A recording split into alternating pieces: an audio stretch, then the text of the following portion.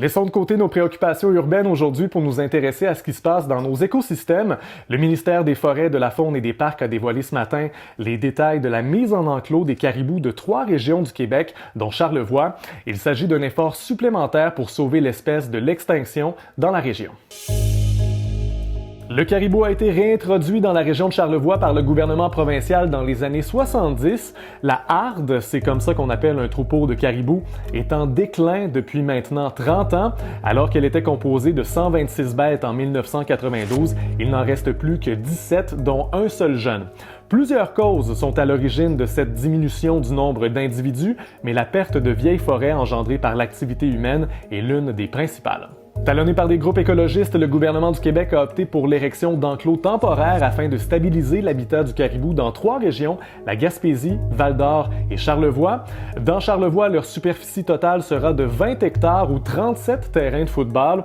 Leur construction s'est amorcée cet automne dans le Parc national des Grands Jardins. Ils sont presque prêts et serviront notamment à préserver la quiétude des caribous et à les protéger des prédateurs.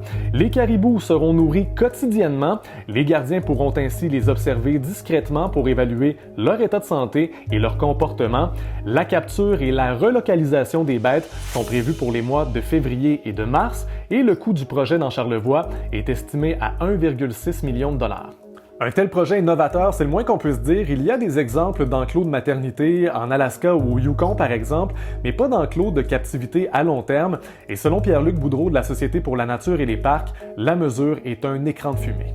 C'est un petit peu comme mettre un plaster sur une hémorragie, mettre des enclos comme ça. Ce qu'il faut mettre en place pour réellement protéger des populations de caribous, c'est des mesures de protection du territoire, de la forêt, parce que le caribou a besoin de grandes forêts intactes pour survivre. Puis là, ce qu'on observe présentement dans des zones comme Charlevoix, puis un petit peu partout au Québec, en fait, c'est qu'il y a beaucoup trop de coupes forestières, beaucoup trop d'empreintes humaines sur le territoire. M. Boudreau espère que le gouvernement annoncera des mesures plus ambitieuses, d'abord attendues en 2019 puis repoussées en 2022. La stratégie gouvernementale de protection des caribous devrait être adoptée en 2023. Pour d'autres nouvelles, consultez l'appli Info de Radio-Canada. Je vous souhaite une excellente journée.